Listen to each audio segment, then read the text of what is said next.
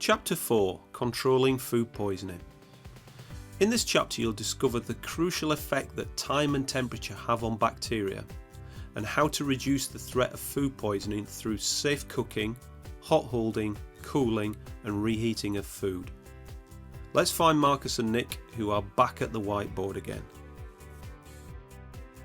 This is chapter 4, Controlling Food Poisoning. Now then, this is when it gets really interesting and practical for you, because you remember in the last chapter we found out a bit about food poisoning, what it is, those mean, nasty bacteria and the different things that can cause it. In this chapter we're going to look at the practical steps that you can take to minimise the risk of anyone catching food poisoning. Remember this, if you control the time and temperature, you control food poisoning bacteria. It's as simple as that. So, Nick and I are over at our classic whiteboard and we have on here our danger zone thermometer. Okay, we're going to start by I'm going to actually test you, Marcus. Go on then. What's the danger zone again? Do you know it? Hopefully you should know it. Should be etched into your memory cells. It's 5. 2.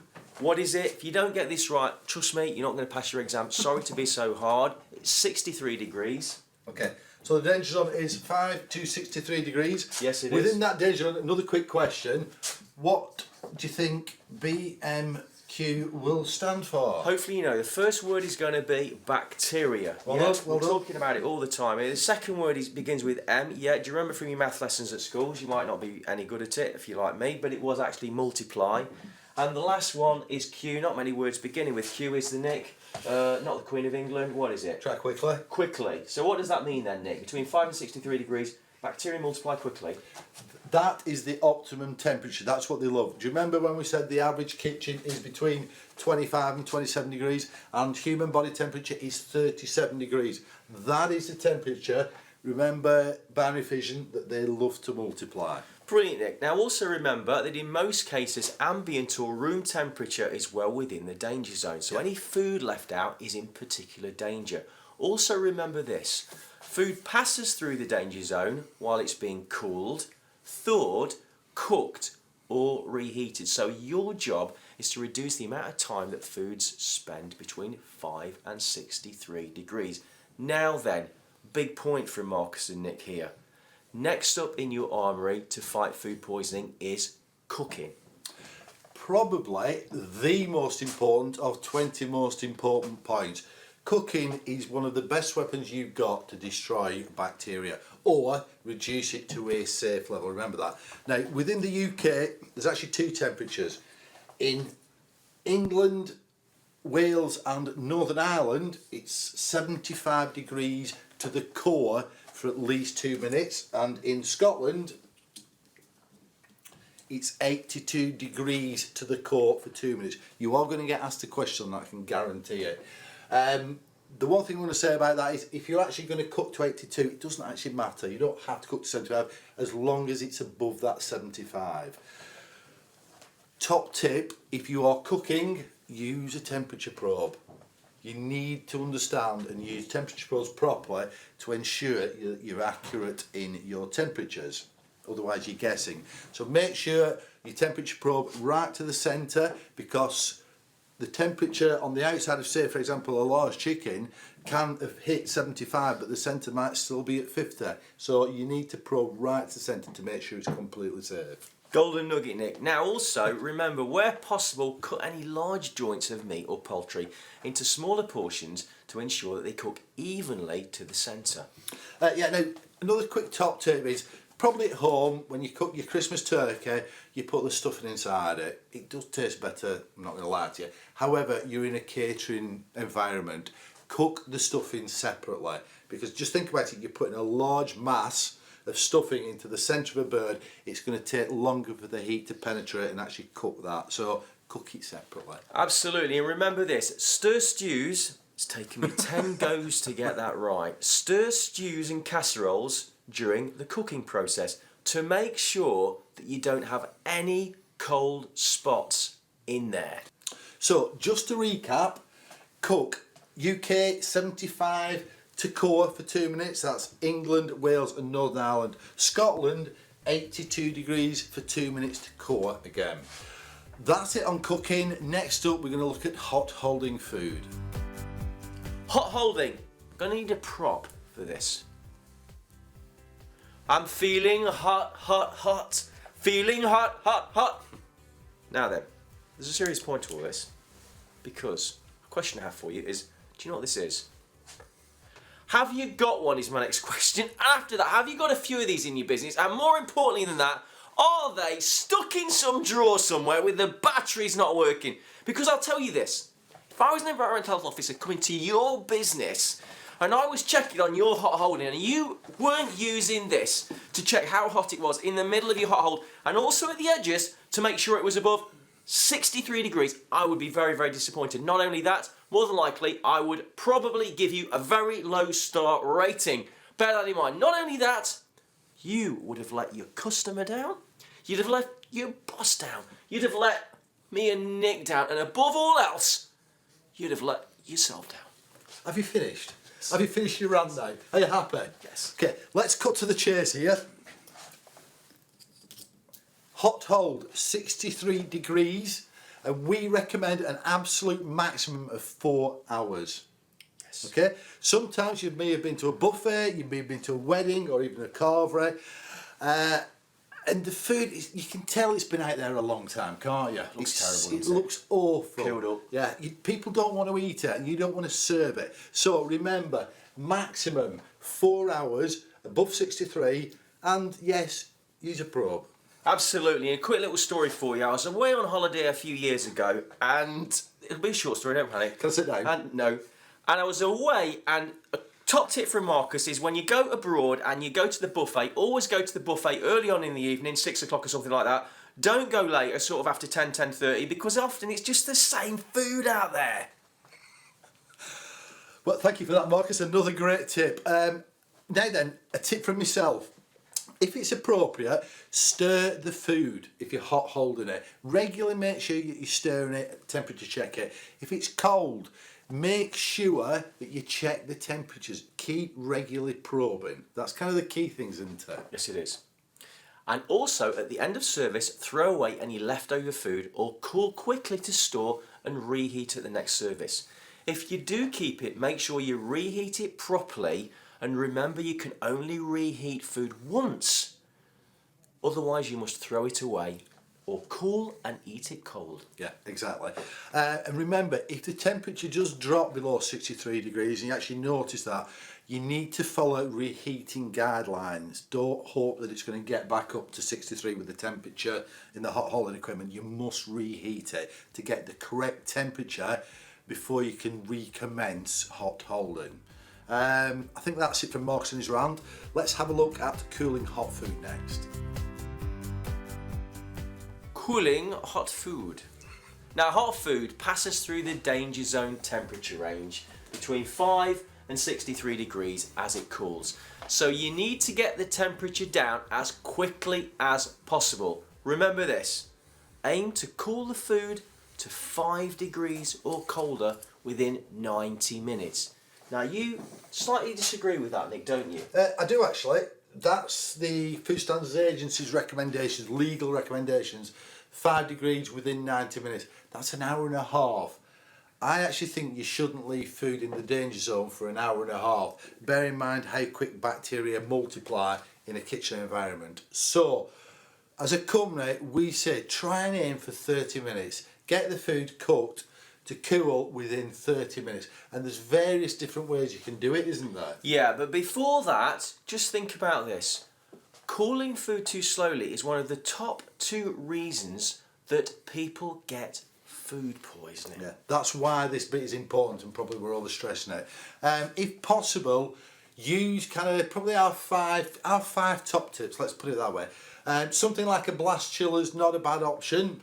It's not a bad option, but if you sat there thinking, oh my goodness me, Nick, a blast chiller, do you think I'm made of money? I'm running a sandwich shop. Don't panic, because Nick's got a good idea. Yeah, it's an absolutely top point is that they're not cheap as a blast chiller. When we started, you get yourself a second-hand fridge. They cost 40 or 50 quid. It's not your main fridge. It's a fridge used specifically for cooling product. So once it's cooked, into the fridge. Make sure obviously you put it in a clean tray, get rid of the juices, you know the usual.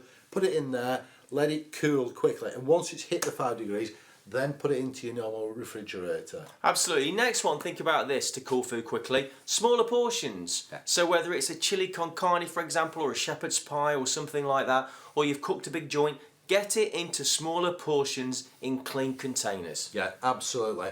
Another way, think of roast beef, a joint of roast beef.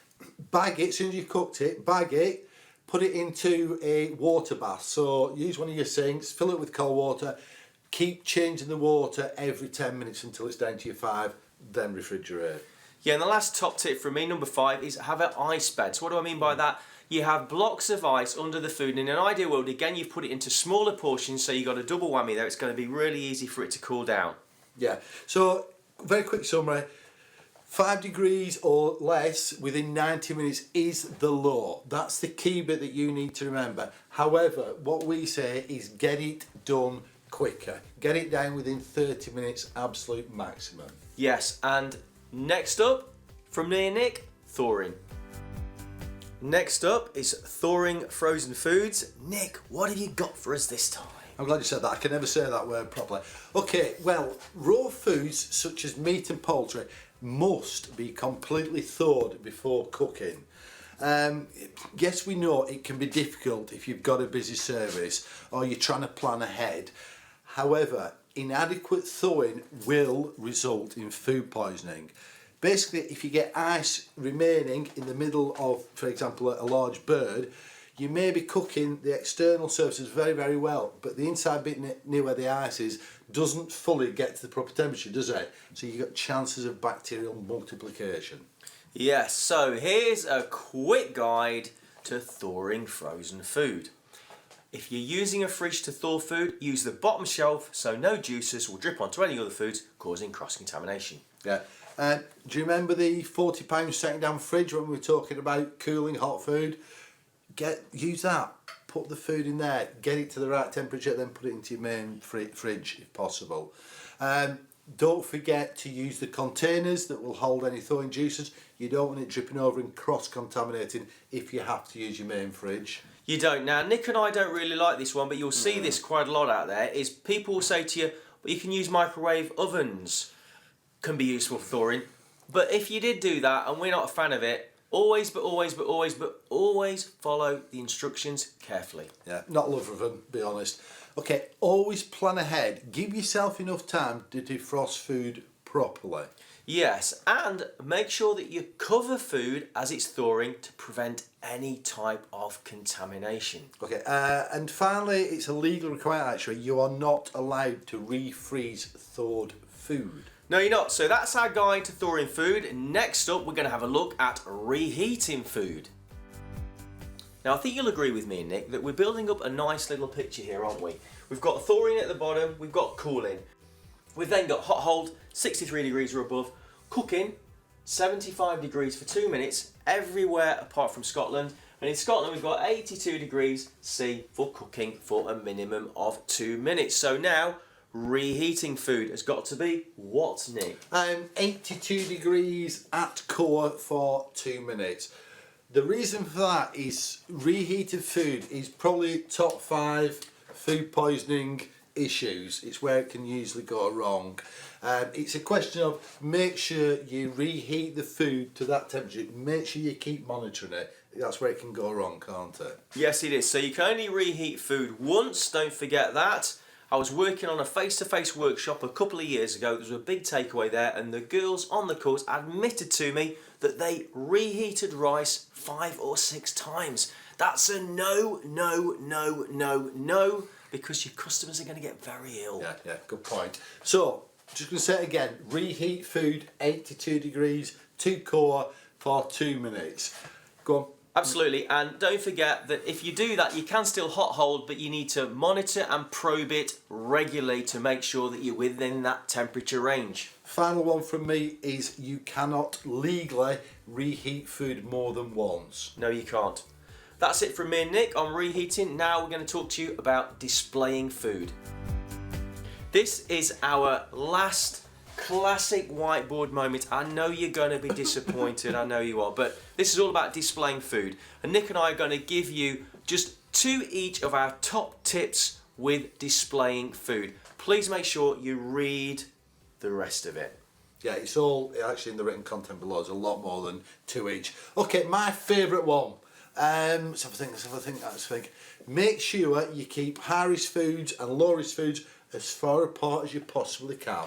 Absolutely, one of my favourite one, gloves. How many people use gloves and then they touch money, touch raw food? You're just cross-contaminating absolutely everything. Well, the gloves are completely pointless. So if you're going to wear gloves, make sure you take them off, throw them away between taking money, touching raw foods, touching high-risk foods. I tell you what, is a better way to do it. Just have one person that does the money. Yeah? Yeah, okay, right. The next one, temperature control. Use a probe thermometer and use it often. And obviously don't forget, clean between probing. Absolutely. And the next one from me, tongs on service. Make sure you've got tongs that people can lift the cakes or the buns or the cooked meat, whatever else it is, because as you already know, these 2 things are the biggest cross-contaminator there is. Now then, Nick and I are going to be back in a moment or two for the final part where we're going to discuss what can go wrong. So here we are, final part of this chapter, and Nick and I in a casual setting here. Got a real cup of tea for once as well. One of the best cups of tea I've had all day actually. Now we're going to finish by telling you what can go wrong. Most food poisoning outbreaks stem from a very small number of very common mistakes, all of which are avoidable. Yeah, they are. So let's have a look at a few of them then, shall we, Nick? Okay. Yeah, think about this one. Preparing food way too far in advance, keeping it at ambient, which means room temperature. So that's time and temperature problem, isn't it? It is indeed. Okay, leaving food at ambient temperatures instead of refrigerating it. What, time and temperature again, do you think? Yes, indeed. Here's another one for you. Think about this one. Cooling food too slowly before refrigeration, Nick. Time and temp? Again, time and temperature again. Same message keeps coming back all Time the and time time, again. doesn't it? As we already said, top 5 reheating food not reaching 82 degrees. Temperature again. Here's another one from me. Again, undercooking meat, poultry should be 75 degrees for 2 minutes, shouldn't it? Or if you're in Scotland, 82 degrees for 2 minutes. Again, Time and temp. I tell you what about thawing frozen food incorrectly before cooking it? Absolutely. Time and temp. Again. What about this one? Hot holding food below 63 degrees. Okay, I think that's probably all that we're going to go through. Think about it. What's the 2 most common words we've used? Time and temp. All the time. They're the 2. If you get time and temp sorted, and that's what this chapter's always all been about, let's be honest, it's sorted. It's that simple. You will reduce food poisoning outbreaks to a minimum. Yes, you will. That's as simple as it is. So that's it. Another chapter done. Remember to do the recap questions in the next video. And Nick and I'll see you back here for chapter 5 to look at spoilage and prevention.